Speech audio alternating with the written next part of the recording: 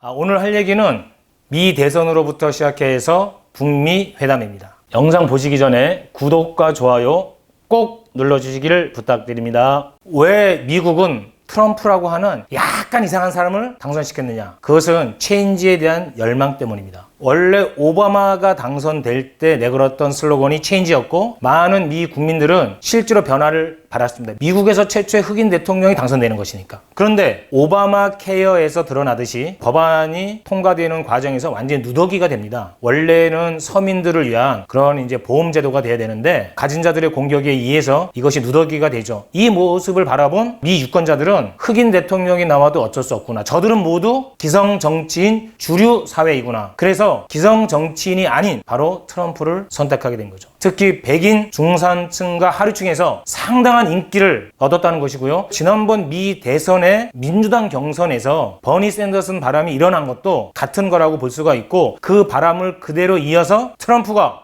거머쥐고 갔다, 이렇게 되는 겁니다. 그런데 트럼프는 지금까지 미국의 정치 문법과 다른 행보를 보여왔습니다. 세계 경찰로서의 역할을 하지 않고 미국 제일주의, 그리고 미 국민 제일주의, 지나치게 가면은 이게 보호무역 고립주의로 갈 수 있는데도 불구하고 트럼프는 아주 이상한 길로 갔죠. 그래서 현재 미국의 주류 사회에서는 이 트럼프를 죽이기 위해서 완전히 공동작전, 동맹이 결성되어 있는 겁니다. 여기에는 기존의 민주당, 공화당의 이분법도 필요가 없습니다. 그래서 원래 바이든은 이번에 출마하지 않는다고 그랬었거든요. 현재 민주당 대선 후보의 선두주자가 바이든이죠. 올 1월 달에 김종은 의원이 미국을 방문했을 때 만난 인사 중에 한 명이 이 맨스필드 재단 대표인 자노지라고 하는 사람인데, 바이든의 보좌관을 했던 사람입니다. 이 사람이 뭐라고 그랬냐면, 바이든 출마 안 한다. 나이가 너무 많다. 출마 안 한다고 했는데 바이든이 나왔어. 왜? 주류 사회가 똘똘 뭉쳐서 트럼프의 대항마로서 이 사람을 밀고 있기 때문이죠. 그런데 최근에 여론조사에서 아이오와주라고 있습니다. 여기에서는